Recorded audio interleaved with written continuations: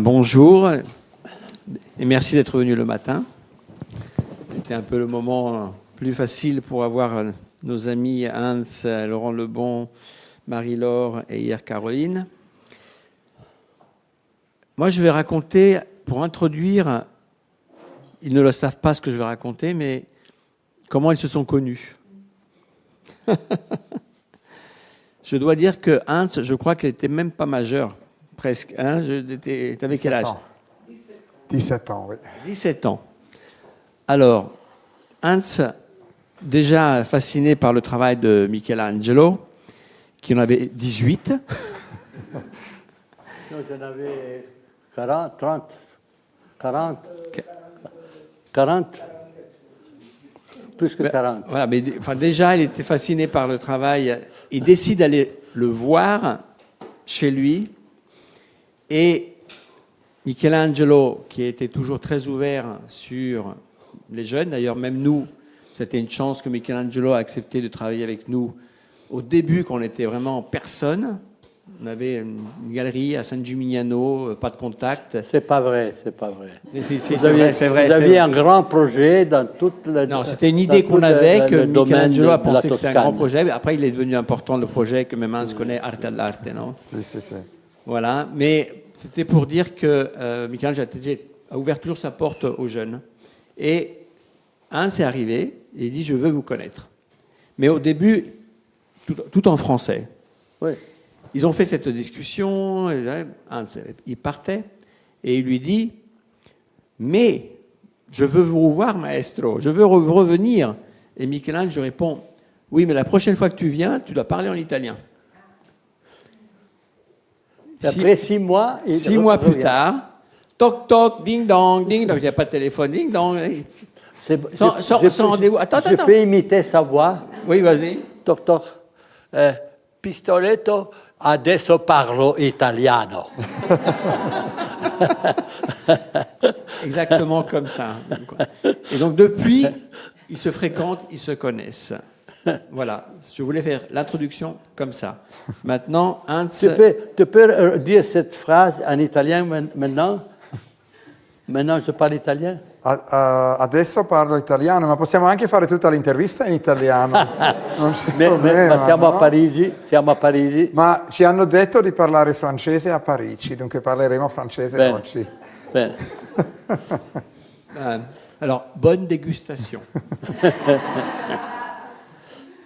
Merci Lorenzo et merci à vous tous d'être ici. Évidemment, tous mes remerciements à Michelangelo pour faire cette conversation ici dans son exposition magique. C'est en fait notre 21e interview. On s'en est rendu compte qu'il va falloir bientôt faire un livre de toutes nos conversations. Donc depuis 1987, c'est la 21e interview.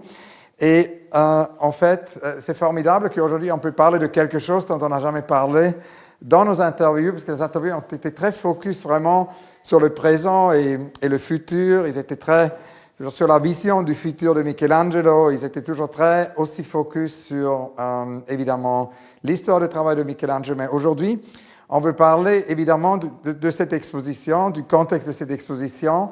Et on s'était dit, car Lorenzo m'a dit que des collègues de moi m'ont parlé beaucoup de Picasso, que peut-être on pourrait faire un focus sur Fontana, puisque je me rappelle que dans notre toute première rencontre, Michelangelo m'a parlé que justement, et d'ailleurs beaucoup d'artistes m'ont toujours parlé de ça, de la génération de Michelangelo, que Fontana avait cette générosité, non, de voir beaucoup de jeunes artistes, non seulement en Italie, mais aussi en Argentine. Il était par exemple très ami avec Gyula Kosice, non, qui est le fondateur du groupe Madi.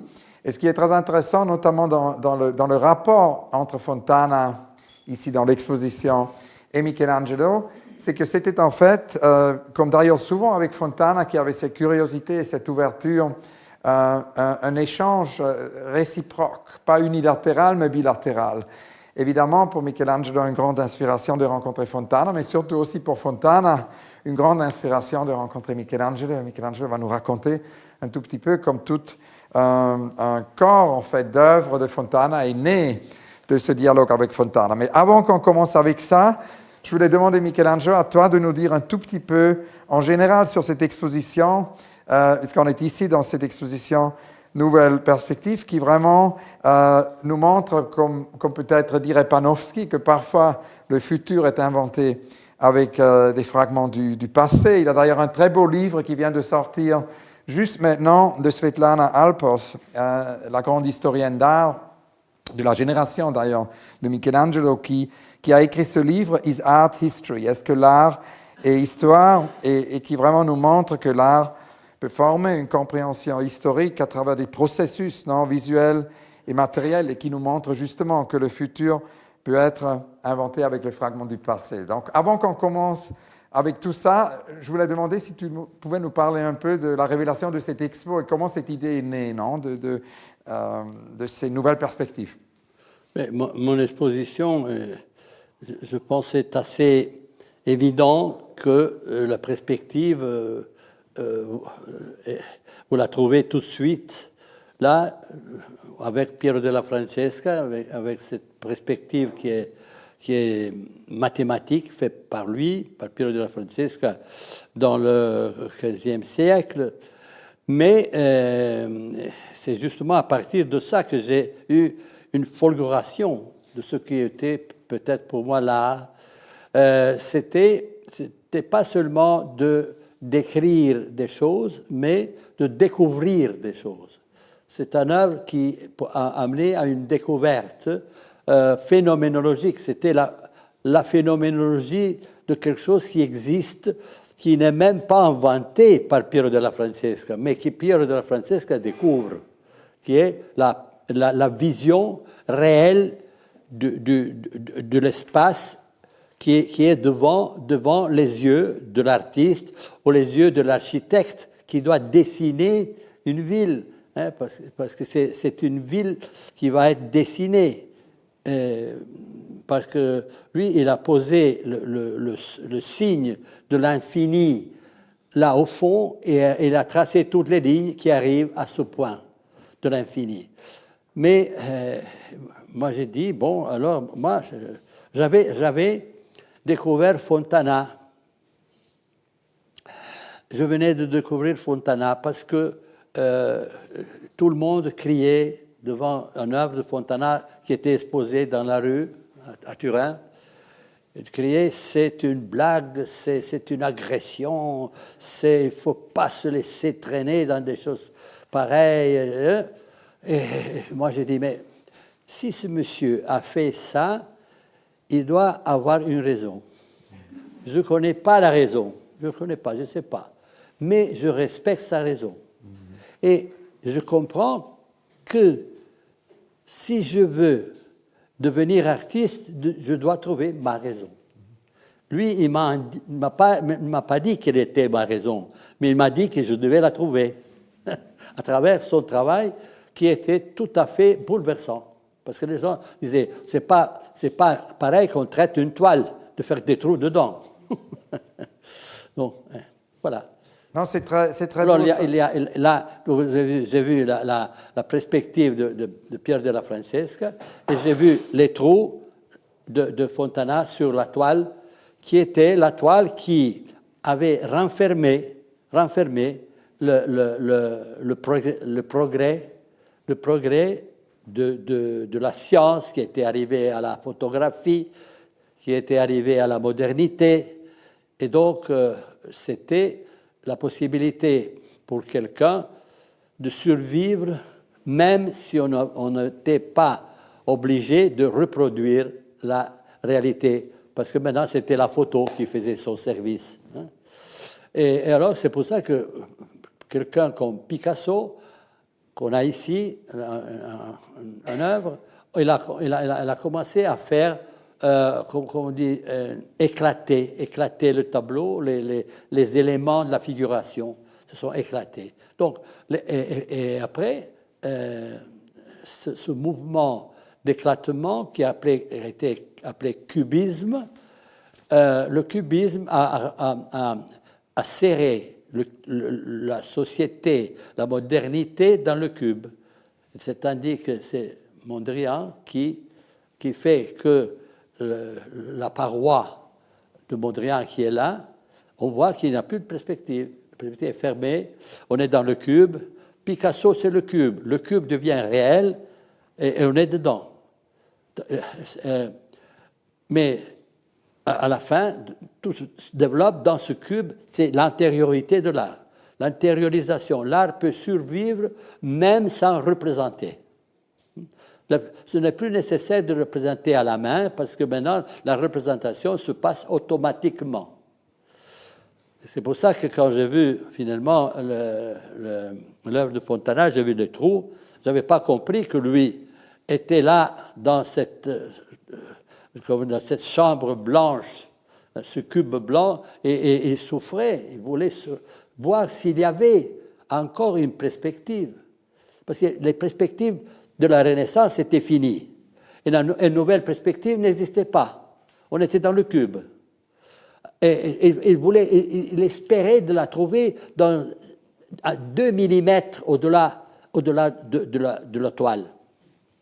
Quand il a vu mon travail 63, que j'avais fait les tableaux miroirs 61-62, il a dit « Mais tu as fait tomber le mur sans le toucher. » Parce que le miroir ouvre totalement la perspective.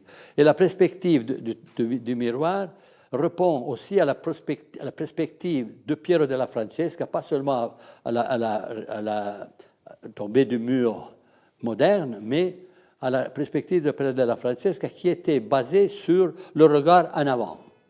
Tout ce que tu vois de Piero della Francesca jusqu'à la modernité, c'est-à-dire jusqu'à la photo, c'est toujours de regarder en avant. La science regarde en avant. La science avance, ne fait pas des pas en arrière. C'est pour ça que les artistes des années 40, 50, ils ont dit, bon, le passé est fini, n'est plus utile parce que la perspective n'existe plus. Mais en même temps, il n'était pas capable de proposer une nouvelle perspective. C'est fini, mais alors qu'est-ce qu'on met à la place? Un cube, on est dedans, on est dans la cage. Et moi, avec le tableau miroir, qu'est-ce que j'ai fait? J'ai fait un travail très simple, c'était celui de me regarder pour chercher de me reconnaître. Qui je suis? J'existe, oui, mais je ne peux pas imposer quelque chose que je ne connais pas, parce que je suis tellement ignorant que je ne peux pas déclarer n'importe quoi. Même si je vais faire un signe, c'est un signe d'ignorance. Moi, je voyais le monde comme une ignorance que se débattait dans l'ignorance. Je voulais connaître, la connaissance. C'est pour ça que j'ai dit, bon, pour me connaître, il faut que je me regarde dans le miroir. Parce que sans le miroir, je ne me connais pas. Je vois le monde entier, mais pas moi. Le miroir Mais quand je fais devenir miroir la toile m'a changé la perspective, qui n'est plus seulement de regarder devant moi tout ce qui existe, parce que dans le miroir, il y a tout ce qui existe. Ben, tout ce qui existe devant moi est la vision totale de ce qui est derrière moi, moi compris. Donc, la perspective n'est plus seulement avancée, mais la perspective du miroir, il me met au centre, et ce que je vois, c'est moi dans le virtuel et dans le réel. Virtuel, réel, je suis dans le virtuel. Le virtuel peut tourner autour de moi, peut tourner autour de moi, et j'aurai toujours la virtualité, c'est-à-dire l'espace-temps. Vous avez l'espace et le temps là-dedans. Ce n'est pas moi qui le raconte, hein. Il est là. Et il n'y a rien d'absolu, parce que chaque image qui se passe là-dedans n'était pas là avant, ne sera plus là après. Et ça, c'est l'univers. L'univers fonctionne comme ça. L'image que je fixe, c'est une image qui me permet de fixer un moment qui, dans le système universel, n'a pas de possibilité de survivre. Seulement la photo me permet de fixer un instant qui est en train de passer dans le miroir.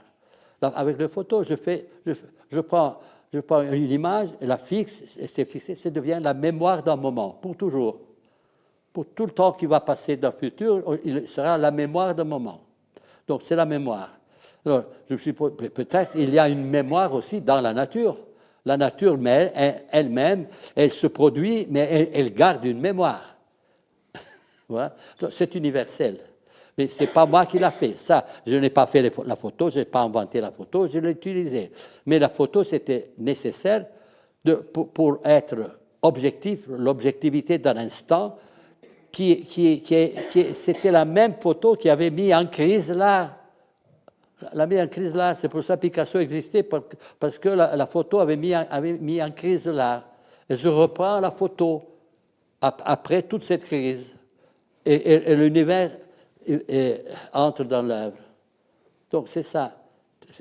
Maintenant, je suis intéressé à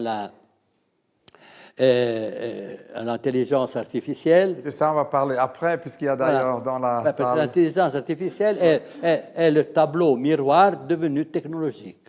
Voilà. Et j'ai toute une série de questions sur ça, c'est évidemment les œuvres... Moi, j'ai fait mon préface, maintenant je ne parle plus. Non, j'ai beaucoup de questions.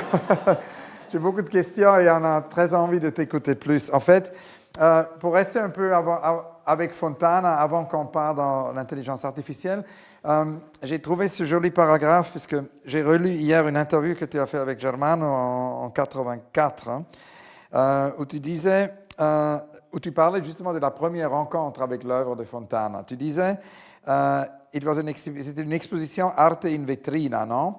Où tu as vu Fontana pour la première fois, une peinture avec des trous qui a causé un scandale. Et une incroyable violence. Et c'était au moment où tu étais donc, tu disais à Germano, tu étais dans une école de publicité faite par Armando Testa, non? Et le dessinateur de dessin, Raffaele Pontecorvo, un peintre aussi. Qui était le peintre qui faisait l'école d'art dans l'école de dessin, de public design. Oui. Et tu disais que ces trous de Fontana étaient... Non seulement c'était idiot, mais c'était aussi mauvais. Oui. C'était pas joli, c'était de mauvais trous. Tu vois, encore l'idée de qu'est-ce que c'est l'esthétique. Hein? Ce n'était pas esthétique de tout. Et tu viens de nous expliquer magnifiquement que c'est en fait pas Fontana qui t'a donné l'idée, mais Fontana t'a poussé à trouver ta raison, ce qui je pense, est très important. Mais en même temps, ce qui est beau... en trouvant ma raison, j'ai compris la sienne aussi. Oui. Quand j'ai trouvé ma raison, j'ai compris, maintenant je comprends pourquoi Fontana a fait ça. Je l'ai compris après. Donc il y a ça, tu as compris la sienne, mais surtout, tu as aussi influencé lui. Et on a parlé l'autre jour sur cette idée. Ça, c'est intéressant. C'est très intéressant qu'en fait, Fontana est allé d'une certaine façon d'un moment complètement abstrait à un moment qui oscille entre l'abstraction et la figuration avec ses théâtrines. Et ça, c'est sorti de la... Pas seulement, pas seulement à Londres, il y a 3 jours, j'ai vu dans l'exposition, come si chiama nella de Frieze, l'exposition, le grand Frieze, il y avait dans la galerie qui exposait mes œuvres, dans l'exposition officielle de come si chiama? Frieze. À la foire de Frieze à Londres, oui, absolument. De Frieze, dans son stand, il y avait un Fontana. J'ai dit, mais c'est pas possible. Il y avait un Fontana avec des trous, mais c'était de métal poli. J'ai dit, mais c'est pas possible, ça. Je n'avais pas connu ça. Et c'était écrit, la date, c'était 64-66. Et lui, il a dit, si, ça, c'est une œuvre qu'il a fait quand il est revenu de New York. Il est allé à New York, il est revenu. Et c'était en 63, c'est-à-dire un an avant 64, que lui, il m'avait dit, tu as fait tomber le mur sans le toucher. Donc, c'est lui qui a retenu important pour lui d'en faire une œuvre avec une surface réfléchissante. Moi, j'étais étonné. J'ai dit, bon, Fontana, il a compris mon travail, il a eu la nécessité de faire ça, aussi parce qu'il a été à New York. Et à New York, en 64, il y avait déjà une œuvre à la MoMA de New York, musée d'art moderne de New York, il n'y avait que deux artistes. Le dernier, c'était moi qui avait été acheté la même année, et un travail de Fontana. C'était le seul des deux. Après, il y avait les modernes, non, les artistes modernes de passé. Et là, lui, il a vu son travail et le mien ensemble. Et dans mon travail, je reflétais le sien. Wow. Mais il y a l'histoire des théâtrines. C'est intéressant pour moi, c'est intéressant. Ça fait 4 ou 5 jours que j'ai découvert qu'il avait fait ça. Et après, en même temps, après, il a fait les théâtrines. Et ça, c'est... Ce sont des structures qui amènent à la vision ce qu'il y a devant le tableau, même s'il y a les trous. Lui, il cherche un espace qui va venir à occuper l'espace réel. Et ça, il a créé après rencontrer toi, et après aussi voir la 32e Biennale de Venise, où il a vu la pop art pour la première fois. Donc, il était vraiment très inspiré par ces deux rencontres. C'était le 80, c'était le... en 64. C'est ça, oui. Et moi, j'avais en même temps l'exposition. Je n'étais pas américain, donc mon exposition n'était pas dans le pavillon américain, mais c'était dans la Galleria Il Leone. Oui. J'avais tous mes tableaux miroirs à la Biennale de Venise, en même temps. Et de là sont donc nés ces théâtrines qui sont décrits souvent comme une sorte de spatialisme réaliste. Il a créé un spatialisme réaliste. C'est des concepts. Crispoliti les a décrits comme des cadres laqués avec un ciel, avec des constellations de trous, comme des petits théâtres pour un spectacle, non? Si, mais c'est l'idée théâtrale. Oui. Théâtrale, mais l'idée de la théâtralité qui inclut la réalité. C'est l'inclusion. Il veut faire sortir du mur. C'est pas seulement d'aller au-delà, mais l'au-delà est aussi de ce côté. Une chose qui me paraît aussi importante, et ça on a discuté dans une conversation précédente, c'est que mon voisin à Paris, quand j'ai vécu ici dans les années 90, c'était Raymond Ins, non? Oui. Et Raymond Ins, le désaffichiste, maintenant décédé, il a souvent parlé de cette idée d'une abstraction personnifiée, que l'artiste a un signe, non, d'une certaine façon, un signe original, et après devient celui qui porte ce signe. Et toi, tu as très tôt dit que ce n'était pas le cas pour toi et pour ta génération. C'était même là où il y avait une certaine rupture, non seulement avec tous les artistes de la génération précédente, comme par exemple Capogrossi aussi, parce que Capogrossi, c'est ce signe, non? Et je pense que ça serait intéressant que tu parles un tout petit peu de ça, dans le cadre de cette discussion. Parce que l'idée, quand j'ai regardé l'art moderne, justement parce que moi, j'avais étudié l'art ancien avec mon père, et ma mère, justement, m'avait inscrit à ce cours de publicité avec Armando Testa. Armando Testa, il a dit, si vous voulez faire de la publicité, vous devez absolument connaître l'art moderne. Parce que l'art moderne est la liberté et est aussi l'efficacité de la transmission. Pour lui, c'était comme ça. Alors, j'ai dit, bon, je vais tout voir. Et je veux que la dernière tendance était celle de l'absolute individualité. Les artistes, ils faisaient chacun son signe ou sa masse de couleurs, son action, et c'était comme un drapeau de l'artiste. Ce n'était pas représentatif. La représentation était finie totalement, parce que là, Picasso, il y a encore des éléments de la nature, de l'existant, qui vont être mis ensemble. Mais là, c'était abstrait, il n'y avait rien. C'était l'artiste qui disait, ça c'est mon signe. L'artiste décidait son signe. Et par exemple, tu as mentionné Capogrossi. Capogrossi a fait un signe qu'on appelait la fourchette, non? Parce qu'on lui a donné cette idée, c'était un signe, c'est un peu comme aujourd'hui la monnaie européenne, non? C'est la E, 8 de ligne, ouais, c'était comme ça. C'était absolument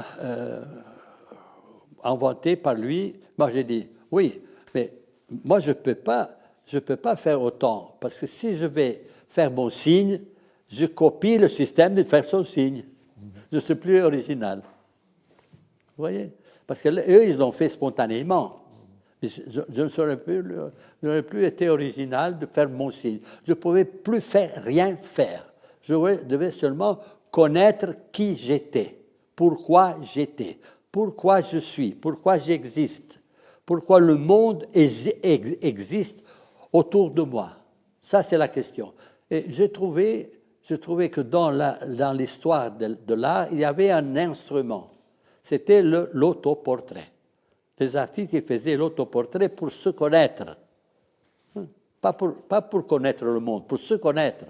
Mais les artistes, ils étaient toujours seuls sur la toile. Il y avait un fond qui peut être un paysage, peut être une chambre. Il y a eu quelques artistes qui ont fait des jeux, ils ont mis des gens dedans, mais c'était toujours de la peinture figée, racontée. Alors comment? Qu'est-ce que je fais? J'ai travaillé pour modeler la matière sur la toile jusqu'à quand je suis arrivé à raffiner, pas à faire monter comme Fontana, comme Burri au Fautrier, des gens qui faisaient monter la matière. J'ai dit, je dois éliminer la matière. Frotter jusqu'à quand, avec le fond or, le fond argent, j'ai vu la lumière se révéler dans l'œuvre, faisant des fonds sur lesquels je répétais mon image, idéalisée, mon image, j'existe. Mais le fond était important. Je devais arriver à transformer la toile en miroir. Et je suis arrivé quand j'ai peint en noir, le fond en fond, avec beaucoup de vernis, et la vernis a donné cette possibilité à la lumière de bouger dans l'œuvre. Au moment que j'ai commencé à peindre la figure s'est détachée de fond, qui a commencé à vivre. Et alors j'ai dit, maintenant, là, il y a tout l'univers là-dedans, et il y a le temps, il y a l'espace, il y a tout. Ça, c'est la découverte. C'est ça, l'épiphanie. C'est une épiphanie. Ça, c'est la découverte. Donc, ce n'est plus la perspective dessinée par Piero della Francesca, ce n'est plus le trou fait par Fontana, mais c'est l'univers qui se révèle par lui-même. Le temps, l'espace. Là-dedans, j'ai dit, c'est pas possible. C'est pas possible. Tout ce qui existait là, c'est pas possible. C'était possible. J'ai dit, c'est pas possible, mais c'était possible. Mais s'il n'y avait pas la figure peinte devant, la réflexion n'aurait pas existé. Parce que le miroir n'est pas une œuvre d'art. Le miroir est un objet quelconque. Mais il a une capacité de réflexion qui a été toujours recherchée dans le monde de la peinture dans le passé. Mais la peinture devient quoi? La figure que je fixe, qui est la peinture. C'est l'image. Mais c'est une image que j'ai dû transformer en image photographique, parce que l'image faite par moi, c'était toujours imposée par moi. Moi, je ne voulais pas. Dans le tableau miroir, il n'y a rien de personnel. La photo, je ne l'ai pas inventée. Je n'ai pas inventé le miroir. Donc, j'ai pris ce qui existe pour en faire une révélation. Et en partant de là, il y a un paragraphe d'ailleurs dans notre conversation qu'on avait fait pour ton expo à New York il y a 2-3 ans. Mais maintenant, je ne vais plus parler parce que je répète ce que j'ai déjà dit. Non, mais on va au prochain chapitre. Là, c'est formidable. C'est formidable. On veut t'écouter. C'est à toi de parler maintenant. Puisque, en fait, après les miroirs, puisqu'il y a ce paragraphe de notre conversation pour New York où tu disais, I was making the mirror paintings and I can tell that they were very well accepted. People started to look at me as an artist of the mirror. Les gens ont commencé à me regarder comme un artiste du miroir. J'ai senti d'une façon comme un trademark. Et j'étais préoccupé comme un art, en fait, serait absorbé par cet aspect commercial. Et c'est pour cette raison que tu avais décidé à une autre rupture, qui est de nouveau très liée à à l'élimination d'une certaine façon, oggetti meno, non? Et c'est le prochain chapitre de là. Et tu disais que c'est avec les oggetti meno que tu as décidé de rompre complètement avec tout style individuel, avec une série d'œuvres jour par jour où tu suis la nécessité de la contingency. Non? Donc, j'étais curieux si tu pouvais nous parler de ça, parce que c'est vraiment la suite de ce que tu viens de dire. J'en ai déjà parlé hier, je vais quand même en reparler. Oui, mais c'était avec Caroline hier, oui. Comme disait Deleuze, c'est répétition et différence. Et que je pense que tout le monde n'était pas là hier. Qui était là hier? Donc ça va. Excusez-nous, il n'y en a que 4 ou 5 personnes, donc on peut... Non, mais je peux ajouter une chose que je n'ai pas dit hier. Oui, super. Une chose. Qu'est-ce que j'ai fait avec les objets à moi? Hier, j'ai raconté comment tout ça s'est développé. Mais je peux dire qu'avec les objets à moi, j'ai cassé le miroir. C'était la première fois que j'ai cassé le miroir. Parce que ce n'était plus le miroir qui représente Pistoletto dans le marché. Pistoletto est l'artiste des tableaux miroirs. Ça, c'est reconnu, c'est comme une marque de fabrique. Tu vois, qu'est-ce que j'ai fait? J'ai cassé Pistoletto.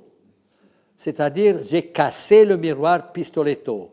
Et j'ai fait que chaque œuvre, c'est comme un morceau différent de moi-même.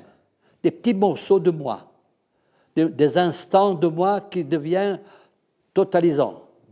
C'est un instant qui me vient à la tête de prendre 4 morceaux de bois et en faire une petite endroit pour s'asseoir et bavarder, hein, ou bien une autre pièce qui est un lit au-dessous duquel j'ai mis une sphère de papier de journaux. Je sais n'importe quoi. C'était chaque morceau, ce n'est plus Pistoletto comme miroir. C'est des morceaux de miroir. C'est la cassure du miroir est déjà là. Moi comme miroir, moi comme phénomène social. J'ai cassé Pistoletto, phénomène social de la spéculation. La spéculation, pour moi, c'est sacré, parce que c'est la spéculation du miroir. La spéculation économique et politique, c'est quelque chose qu'il faut dominer. Ça, c'est très important et ça nous ramène après à la suite de l'exposition, évidemment, oui. Ici. Oui. Nous avons le alors, miroir. Ce n'est plus Pistoletto parce que je dis, mais qu'est-ce que c'est ça? Léo Castelli et Léana Sonnemann, avec lesquels je travaillais comme galerie, sont venus, ils ont dit, mais tu détruis comme ça. Bravo, vous êtes des excellents critiques d'art. Je me détruis. Je me suis détruit. Parce que je me suis détruit. Mais tu détruis c'était sacrilège dans le temps, casser le miroir. Ça amenait la malheur. Parce que il faut pas faire attention. Tu vas détruire quoi? C'est la mort. Tu vois. Et là, c'est un lien intéressant d'ailleurs avec Fontana de nouveau, parce que Fontana, toute sa vie, était, je ne sais pas en français le mot inclassifiable, il était non. Ça serait quoi en français? Non classifiable. Inclassable, merci, oui. Il était inclassable et chaque fois qu'on s'attendait à Fontana de quelque chose, il a rompu avec ça. Donc il y a un lien par rapport à Fontana avec ça, d'une certaine façon. Parce que j'ai lu plusieurs interviews avec Fontana, il parlait beaucoup de ça, non? De toujours. Mais il y a une chose dont on n'a pas encore parlé, et qui, toi, tu as fait allusion, puisque nous voyons d'ici ces tableaux avec QR code. Et en fait, on n'a pas encore parlé maintenant de la suite. Évidemment, Fontana a beaucoup parlé et réfléchi sur cette idée de la technologie, non? Par exemple, il y a ce manifeste que j'ai trouvé quelque part où il parlait même de la télévision. C'est le spatialisme, son groupe a fait un manifesto de télévision, justement, qu'est-ce que ça veut dire la technologie pour l'art aujourd'hui, et il parlait beaucoup de l'idée de l'évolution de l'art, Fontana, non, par rapport à ça. Et c'est intéressant puisque pendant ta vie, il y a un grand chapitre de ta vie qui est analogue, et en 1989, Tim Berners-Lee, qui est mon ami à Londres, est l'inventeur du World Wide Web, non, a inventé Internet.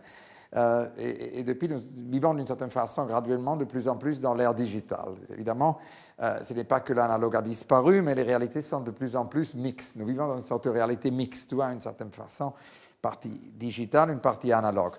Et je pense que c'est intéressant cet aspect de la technologie dans ton travail, et notamment comment le travail a incorporé l'ère digitale. Et surtout par cette exposition, si on pense que le futur est inventé avec des fragments du passé. Il y a dans la salle, next room, non, prochaine salle d'ici, il y a ces tableaux avec des QR codes, et d'ailleurs chaque de ces tableaux sera associé à une des conversations qui ont lieu ici. Donc je voulais savoir un peu en général, si tu peux parler un peu de ce rapport que tu as avec la technologie, ou comme disait Fontana, cette curiosité peut-être pour la technologie. Puis Clu va parler des nouveaux expériments avec art et technologie. Et après, plus concrètement, ce qui se passe dans cette salle opposée d'où nous sommes assis. Il y avait des artistes, plusieurs artistes qui ont commencé à faire des œuvres en utilisant la télévision, montrer des télévisions comme ça. C'était quelque chose que les artistes ne pouvaient pas en faire semblant qui n'existe pas. Il fallait bien le prendre en considération. C'était de la matière nouvelle. Donc, c'était très important tout ça. Mais pour moi, c'était nécessaire. Je voyais la possibilité de transformer ce qui était le tableau miroir avec son essentialité, qui était zéro et tout. Zéro, c'est le fait que la matière du miroir fait que le miroir n'a pas d'image propre, donc c'est zéro image. Et cette zéro image incorpore toutes les images possibles. Donc c'est 0 et 1. Et là, le système binaire qui fait fonctionner tout le système virtuel est basé sur 0 et tout. Et moi, j'ai fait aussi le mètre cube d'infini. Donc, dans un cube d'un mètre, on a dedans l'infini. Donc, c'est le cube, c'est le physique 1, et dedans, il y a le non-physique total. Le même cube est multiplié sans fin. Donc, c'est l'infini qui est dans le fini, mais sans le fini, on n'aurait pas la connaissance de l'infini. Sans le fini, l'infini n'existerait pas. C'est-à-dire que chaque œuvre, chaque élément existant est l'infini moins 1. Et tous ces 1 mis ensemble font l'organisation de l'univers. Alors, quand j'ai vu que la technologie était en train de donner des résultats, j'ai dit, bon, alors c'est le moment d'en faire le tableau miroir technologique. Alors, ce que je suis en train maintenant, c'est de faire que le tableau miroir n'est pas seulement visuel, mais il est technologique, c'est-à-dire on y entre dedans, physiquement, parce que c'est vrai que tout ça c'est virtuel, mais c'est une virtualité qui prend toute notre réalité et la transforme en vision et en communication. Donc on entre aujourd'hui dans le tableau miroir, physiquement, à travers la technologie. Et tu peux nous parler de la naissance de cette série, puisque la première fois que je les ai vus, c'était à Rivoli, c'était au Castello di Rivoli. Il y avait d'ailleurs Giuliana qui était là, on était tous à ce grand vernissage de toi. Hein? C'était le grand vernissage à Torino, à Rivoli. Si. Dernière exposition, une des dernières expos de Caroline à Castello di Rivoli, où pour la première fois, ces tableaux ont été montrés. Tu peux nous parler de cette série? Oui, le tableau, à Rivoli, oui. Quand on entre, première chose, tu vois un autoportrait. C'est un autoportrait, je suis un peu nu, Et sur ma poêle, il y a 12 QR codes. Et chaque QR code, dans chaque QR code, tu peux prendre et voir des morceaux de ma vie. Donc ce n'est plus seulement l'image statique d'un moment, mais dans l'image statique d'un moment, sur ma peau, j'ai mon histoire. À travers la technologie, je deviens un livre de moi-même. Tu peux me lire en me regardant, mais alors il n'y a plus seulement une image de mémoire d'un moment, mais sont beaucoup de moments différents qui se sont sommés, se sont mis ensemble dans mon image même. Donc là c'est mon histoire sur moi, et dans le miroir. Donc c'est la mémoire qui devient de plus en plus activisée et n'est plus seulement la mémoire d'un moment. C'est la mémoire de beaucoup de moments. Donc la technologie nous permet, maintenant avec le cerveau artificiel, nous permet d'avoir une mémoire qui est là depuis 10 minutes, elle est déjà dans le présent. Et le présent, elle reprend, c'est-à-dire la mémoire nous suit dans le système de l'intelligence artificielle. C'est une mémoire qui est la mémoire qui n'est plus seulement d'un moment, mais c'est la mémoire de toute la société humaine en même temps. Et il se fabrique, c'est une mémoire, pendant qu'elle se fabrique, elle devient présent. C'est où la mémoire et le présent se surposent. Moi, j'ai fait, ça fait longtemps, je ne me rappelle pas les dates, j'ai mis sur Internet un dessin. C'était mon dernier autoportrait dans lequel j'écris, c'est un signe, on voit comme deux boules sur les yeux, et j'ai écrit je suis le robot. Le robot, c'est moi. Alors le robot, quand je parle du robot, je parle de quelque chose qui a une histoire très longue. On a toujours, depuis longtemps, essayé de faire des objets qui font le travail des êtres humains, qui sont comme des copies des êtres humains utilisés pour des choses spécifiques. Mais de plus en plus, ces robots sont mieux organisés. Donc, maintenant, je reconnais que dans mon cerveau, il y a des numéros. Nous, on ne pense pas, on a des idées. C'est vrai, mais moi, quand je pense au cerveau de quelqu'un, de nous, je vois des numéros. Je vois des réactions. Je vois des combinaisons. Nous sommes chairs, mais en même temps, nous sommes abstraits. Donc, nous sommes ça. Je suis le robot. Je vais faire le grand club des robots pour les gens qui se reconnaissent comme êtres humains. Donc, on a ce chapitre sur art et technologique et ça nous ramène à Fontana qui disait « We are living in the mechanical age, painted canvas and standing plaster figures no longer have reason to exist. What is needed is a change in both essence and form. » Fontana disait que nous avons vécu où nous vivons, nous sommes en train de vivre, c'est ça en français, nous sommes en train de vivre dans un âge mécanique. Et c'est pour cette raison, donc, ce qui est nécessaire, pour abrévier un peu la citation ici, est un changement dans l'essence et dans la forme. Ce qui est nécessaire est une supersession de peinture, de sculpture, de poésie, de musique, un nouveau esprit, une nouvelle forme, un nouveau ensemble, non? Il parle de ça. Évidemment, toi, tu parles d'un autre âge. Ça, c'est l'âge mécanique. Toi, tu nous parles de cet âge. C'est l'art mécanique, mais le robot, il est né avec le système mécanique. C'était des choses qui faisaient un poids qui tire en bas et fait monter la chose, qui fait tourner une chose. C'était mécanique. C'était l'eau qui faisait tourner des rouleaux, des choses qui montaient. La première machine technologique, c'est le petit organe dans la rue. Vous savez comment?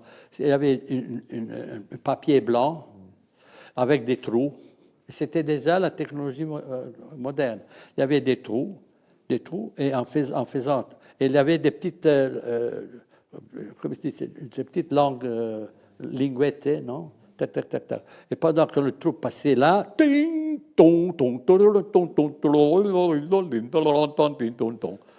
c'était des trous. Et avec, je pourrais dire, Fontane n'a jamais pensé que les trous pouvaient être musicaux. Mais c'est intéressant que tu évoques. Mais après, c'est justement le 0. Le 0 et le 1. Le 1, c'est où il n'y a pas de trou.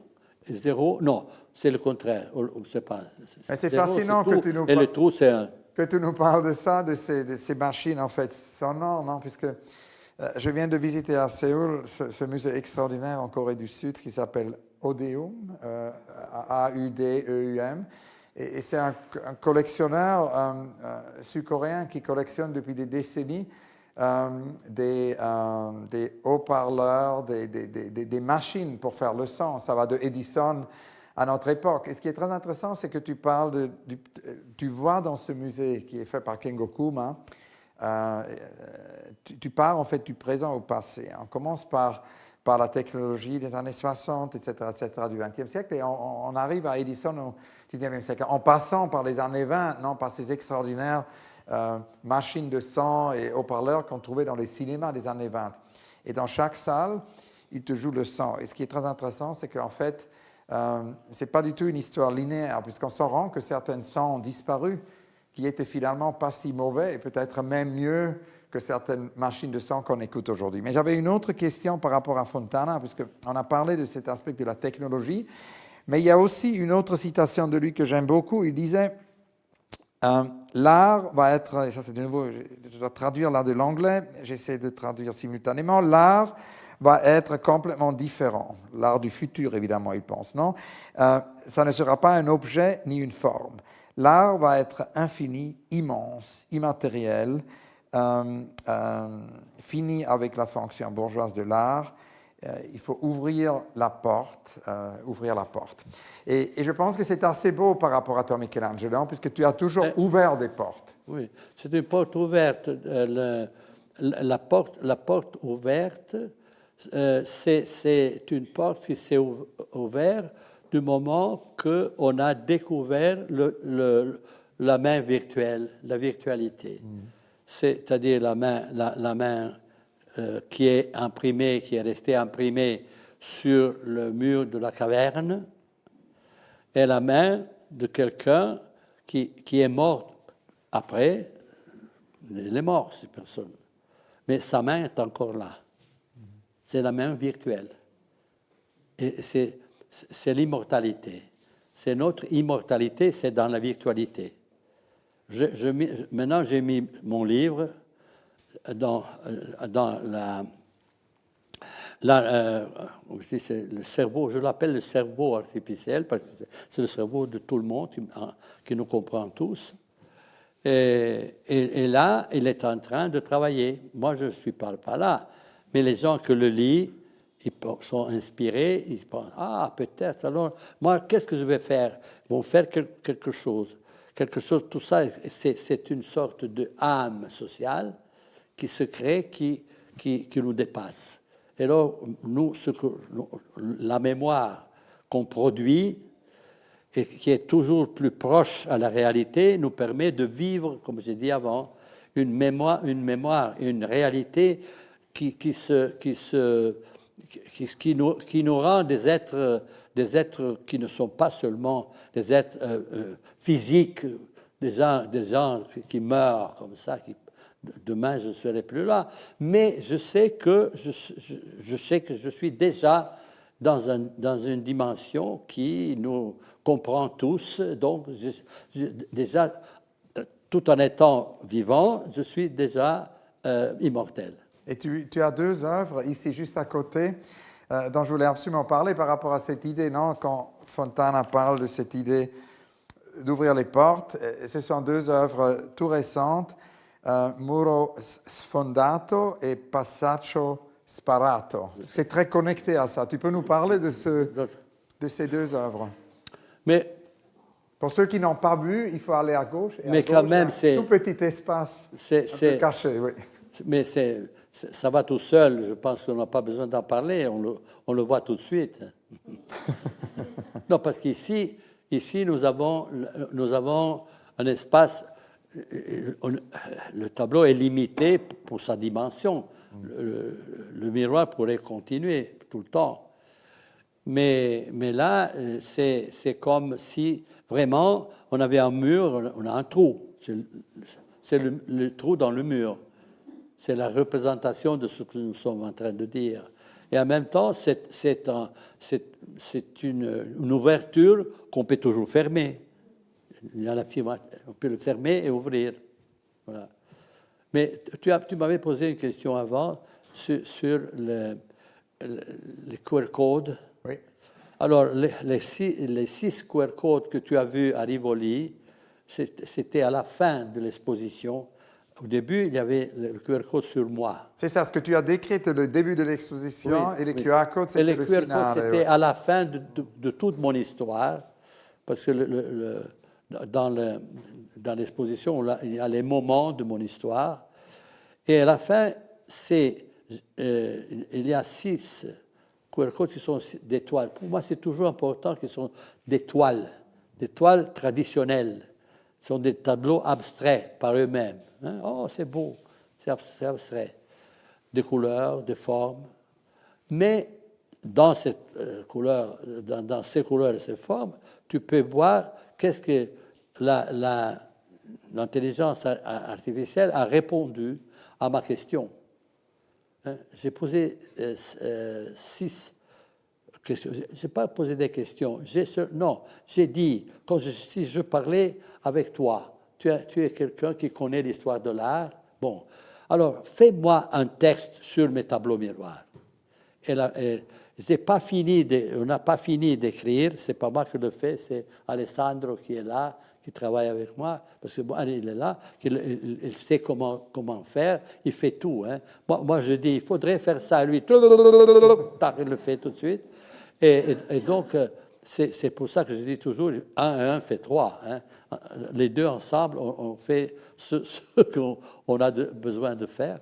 Donc, qu'est-ce que je disais? C'est que du moment qu'on a posé la question, écris-moi un texte sur les tableaux miroirs de Pistoletto, même pas fini d'écrire, c'est déjà là, tout est là déjà. Mais vous devez lire ce texte, il est parfait. Parfait. Vénus au chiffon. Faites un texte sur la Vénus au chiffon. Faites un texte sur le rapport entre l'art, la science et la religion, selon Pistoletto. Plus vite que ça. Mais bien écrit, avec les mots justes. Le meilleur écrivain. Faites un tableau, faites une œuvre de Michelangelo Pistoletto. Faites une œuvre. Je ne peux pas faire une œuvre pratique de Michelangelo Pistoletto parce que je suis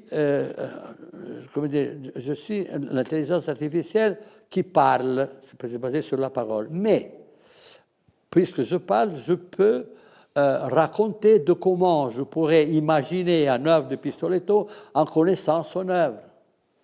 Et il a fait mon œuvre. Et moi, je suis en train de travailler depuis longtemps sur quelque chose que je veux faire en utilisant l'intelligence artificielle pour en faire une œuvre. Et l'œuvre qu'il écrit, c'est plus ou moins ce que j'étais en train de faire. Et alors, il y a encore des gens qui ont des doutes, mais l'intelligence artificielle, peut-être on va être, comment on dit, tué, dominé par l'intelligence artificielle. Non, c'est nous qu'on a l'habilité de nous tuer entre nous. C'est nous le danger. C'est nous que nous pourrons nourrir de danger l'intelligence artificielle. C'est pour ça que c'est le moment de dire on veut continuer à nourrir l'horrible, le monstre, ou nourrir l'équilibre et la vertu. C'est à nous maintenant, avec l'intelligence artificielle, de se trouver tous avec un projet de nouvelle société. Et ça pourrait être quasiment une conclusion formidable de la discussion. Et j'ai promis à Lorenzo que ceci ne va pas être un marathon. Mais j'avais une dernière question, Michelangelo, puisque ça nous ramène de nouveau à Fontana, non? Et ce qui m'a vraiment fasciné, c'est cette idée, souvent que dans mes interviews avec les artistes, puisque j'ai aussi fait une sorte d'histoire orale du groupe Zéro, non? Avec Pine et Uker et Mac et tout ça, ce groupe allemand. Et eux tous m'ont raconté, quand ils étaient tout jeunes, ils sont allés voir Fontana, ça a changé leur vie. Et il avait tout de suite aussi souvent soutenu les jeunes artistes en achetant des œuvres. Il était vraiment un grand soutien pour la nouvelle génération, non? Et quelque chose qui est important, c'est Biella, non? Puisque tu as créé une institution qui vraiment est pour le futur, où tu as souvent participé à des jurys, et je suis venu te voir là-bas, et on peut voir à quel point il y a des résidences de jeunes artistes, mais beaucoup plus que ça, c'est vraiment une sculpture sociale. Et quand on voulait parler de toi et de Fontana, je voulais conclure sur ces questions, parce que ça joue aussi un rôle par rapport en bas, non, dans cette exposition. Tout l'étage en bas, c'est ta sculpture sociale, d'une certaine façon. Donc, voilà, ma dernière question, Michelangelo comme sculpteur social. Maintenant, de Fontana, tu as parlé, tu as dit, et c'est bien. Moi, je vais te dire, je vais mettre un autre nom à sa place. Joseph Beuys.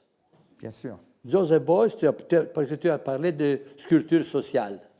Donc, moi, j'ai commencé à travailler sur la présence de la société dans l'œuvre en 1962. Joseph Beuys, il a fait son travail à partir de, lui aussi, avec ses expériences de la guerre et tout ça, mais il est arrivé à dire ça. Mais quelle est la différence? C'est que Joseph Beuys, il base tout ce qu'il dit, ce qu'il fait sur lui-même. C'est lui.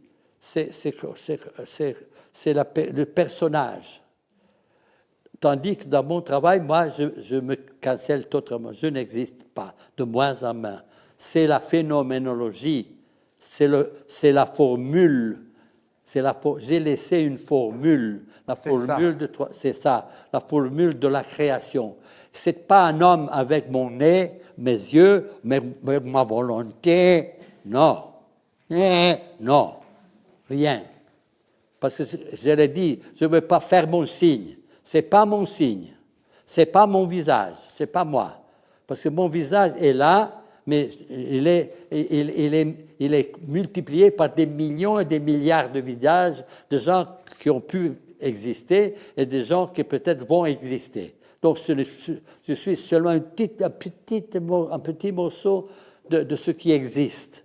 La seule chose qui est importante, c'est que j'ai trouvé la formule, et la formule, c'est elle qui parle. La formule, elle nous dit que n'existe pas l'absolu. Donc, je ne peux pas me reconnaître dans l'absolu.